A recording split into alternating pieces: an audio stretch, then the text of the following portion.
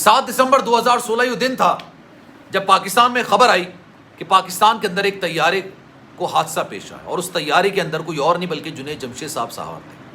اب جنید جمشید صاحب کے انتقال کے بعد ان کے گھر والے کس حالات میں ہیں، ان کے بچے کس حالات میں، 4 بہن بھائی ہیں ان میں سے بابر جنید نے یہ بہت بڑا انکشاف کیا ہے کہ ان کے والد کے جانے کے 2 سال کے اندر یعنی 7 دسمبر 2016 کے بعد جو 2 سال آیا اس کے اندر جن مشکلات کا ان کو سامنا کرنا پڑا۔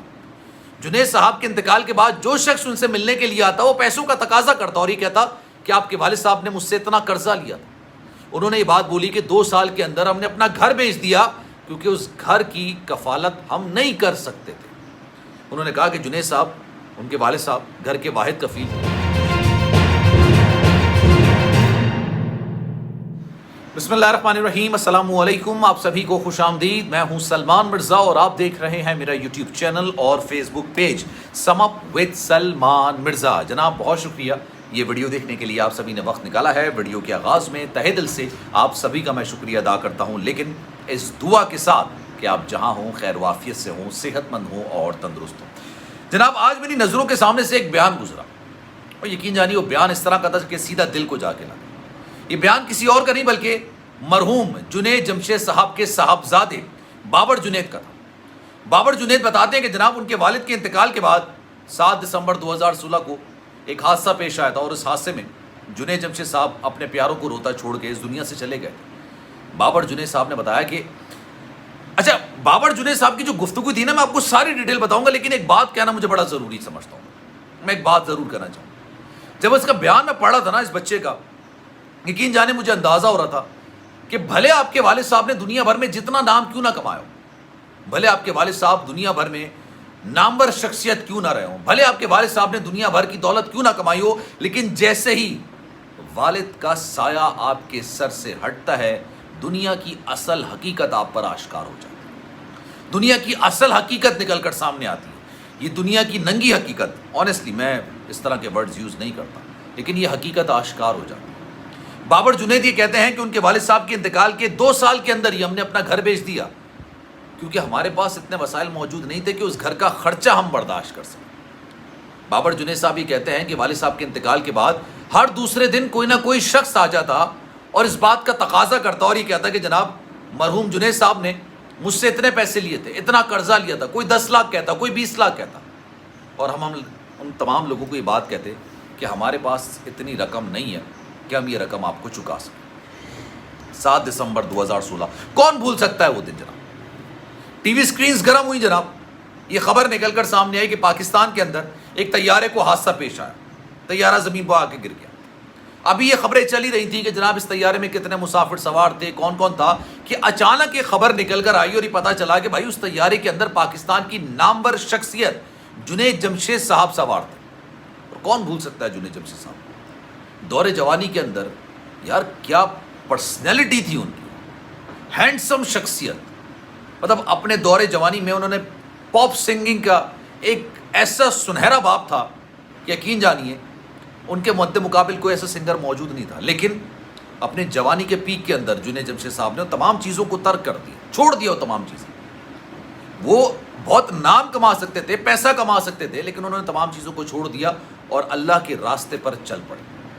مجھے یاد ہے جنید جمشید صاحب نے ایک دفعہ ایک واقعہ بیان کیا تھا، انہوں نے کہا تھا کہ جناب میں نے تمام چیزیں جب یہ ترک کی تھی اس کے بعد میں بڑا مشکلات میں آ گیا تھا، معاشی طور پر بہت مشکل حالات سے گزر رہا تھا اور بہت زیادہ اس طرح کے حالات ہو گئے تھے کہ مجھے اندازہ نہیں تھا کہ میں اس راستے پر آ کے اس طرح کی پریشانیوں کو سامنا کر سکوں گا۔ ایک لمحہ ایسا آیا کہ شاید انہوں نے یہ سوچا، غالباً اگر میں غلط بھی ہو سکتا ہوں لیکن مجھے یاد پڑتا ہے کہ انہوں نے شاید یہ بات بولی تھی کہ میں سوچ رہا تھا کہ میں واپس اس طرف چلا جاؤں، لیکن نہیں، ہمارا جو بزنس تھا، جنید جمشید صاحب یہ کہتے ہیں کہ اس کے 2 پارٹنرز، میں اور میرا ایک دوست تھا، وہ پارٹنر، ہمیں غالباً شاید طارق جمیل صاحب نے مشورہ دیا کہ آپ اس میں تیسرا پارٹنر بنا لیں۔ تو جنید صاحب نے کہا کہ یار ہم ویسے ہی مشکلات کا شکار، ہم تیسرا پارٹنر کیسے بنائیں؟ تو انہوں نے کہا نہیں، آپ اللہ کو پارٹنر بنا لیجیے اور پھر آپ دیکھیے آپ کا بزنس کہاں سے کہاں جاتا ہے۔ اور اس کے بعد ہم نے دیکھا کہ جو آؤٹ لیٹس جنید جمشید صاحب نے کھولی تھی، جو کپڑے کا کاروبار انہوں نے شروع کیا، اللہ نے ان کا ہاتھ پکڑا، دیکھتے ہی دیکھتے پورے پاکستان کے اندر انہوں نے آؤٹ لیٹس بنا لی۔ وہی جنید جمشید صاحب جب اس دنیا سے گئے تو ان کے بچوں کو دنیا کی اصل حقیقت کا اندازہ۔ بابر جنید صاحب یہ کہتے ہیں کہ جناب جب ان کا انتقال ہوا مرحوم جنید جمشید صاحب کا، تو اس کے بعد جتنے لوگ آتے تھے پرسہ دینے کے لیے وہ یہ کہتے تھے کہ جناب اتنا قرضہ ہم سے لیا ہوا، اتنی چیزیں جس کے کوئی شواہد موجود نہیں تھے، کوئی چیزیں موجود نہیں تھیں۔ پھر انہوں نے جنید جمشید صاحب کے قریبی دوست پاکستان کے سابق کرکٹر، شاندار کرکٹر ہیں سعید انور صاحب، ان سے رابطہ کیا اور کہا کہ یار میں اللہ کے راستے پر جانا چاہتا ہوں، میرے والد صاحب بھی اسی راستے پہ چلے، میں بھی اسی راستے پر جانا چاہتا ہوں۔ اور یہ بہت بڑی بات ہے، اب یقین جانیے اکثر لوگ حیرت انگیز طور پہ تنقید کرتے ہیں اور مجھے بڑی حیرت ہوتی ہے اس چیز پہ۔ وہ کہتے ہیں کہ جناب جنید جمشید صاحب نے اپنی پوری زندگی گزاری اور اس کے بعد انہوں نے اللہ کے راستے پر چلنے کا فیصلہ کیا اور تمام لوگوں کو اللہ کے راستے پر چلنے کے لیے تلقین کیا کرتے تھے، ہدایت کرا کرتے تھے۔ حالانکہ اپنے دور جوانی میں انہوں نے خوب گانے گائے۔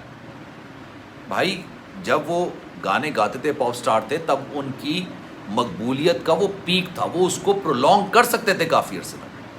کہتے ہیں کہ اللہ کو سب سے زیادہ عبادت وہ پسند ہے جو آپ کے جوانی میں کی جائے، جوانی میں کی گئی عبادات کو اللہ بہت پسند کرتا ہے۔ جنید جمشید صاحب کو کہ دل میں اللہ نے ڈالا اور انہوں نے تمام چیزوں کو ترک کر دیا اور وہ دین کے راستے پہ چل پڑے۔ لیکن یقین جانیے جب میں یہ چیز پڑھ رہا تھا نا، اب یہ ہر تیسرے چوتھے گھر کی کہانی ہوتی ہے۔ جنید جمشید صاحب کے صاحبزادے بابر یہ کہتے ہیں کہ جناب جب میرے والد صاحب کا انتقال ہوا وہ اس وقت وہی واحد کفیل تھے اس گھر کے، اور یہی ہوتا ہے یار، یقین جانیے بہت سارے گھروں کے اندر۔ میری دعا ہے، دل سے دعا ہے کہ اللہ سب کے والدین کا سایہ تا حیات ان کے سر پر قائم رکھے، کیونکہ یہ وہ حقیقت ہے کہ جب یہ سایہ ہٹتا ہے نا تب آپ کو دنیا کی اصل شکل نظر آتی ہے۔ جو لوگ آپ کو اپنا کہہ رہے ہوتے ہیں، جو لوگ آپ کو اپنا مان رہے ہوتے ہیں، ان کی اصل حقیقت نکل کر آتی ہے، اور یہ وہ حقیقت ہوتی ہے جو یقین جانیے ماں باپ کبھی نہیں چاہیں گے کہ ان کے بچے اس کو فیس کر سکیں۔ لیکن مجھے بڑی حیرت ہوئی اور مجھے دلچسپی اس بات کی ہوئی کہ یار اتنے بڑے گھرانے کے اندر بھی اچھا بابر جنید یہ کہتے ہیں کہ ہمیں نہیں پتا کہ ہمارے والد صاحب کی کب، کہاں، کس طرح کی کون کون سی پراپرٹیز ہیں، کہاں کس طرح کا سرمایہ لگا ہوا ہے۔ ہمیں یہ پتا تھا کہ جناب انہوں نے کپڑوں کا ایک آؤٹ لیٹ کھولا ہے، بس اس کے علاوہ ہمیں کچھ نہیں پتا تھا۔ اور یہ بڑی اچنبھے والی بات ہے، حیرت والی بات ہے۔ لیکن خیر اس پر آپ کی رائے کیا ہے؟ میں چاہوں گا کہ آپ سب کامنٹ سیکشن میں اپنی رائے کا اظہار ضرور کیجیے۔ سلمان مرزا کو دیجیے اجازت، زندگی رہی، صحت رہی، آپ کی دعائیں نہیں تو انشاءاللہ آپ سے پھر ملاقات ہوگی۔ لیکن جناب جانے سے پہلے ایک گزارش ہے، اگر آپ نے چینل سبسکرائب نہیں کیا سلمان مرزا آفیشیل، میرے یوٹیوب چینل کو سبسکرائب ضرور کریں، بیل آئیکن ضرور دبائیں۔ کوئی بات آپ کہنا چاہتے ہیں تو انسٹاگرام پر فورم حاضر ہے salman.mrz کے نام سے، چاہیں تو فالو کر لیں۔ جو آپ میسج کریں گے انشاءاللہ میری کوشش ہوگی آپ کے میسج کا رپلائی میں ضرور کروں۔ خیال رکھیے گا اپنا، اللہ حافظ۔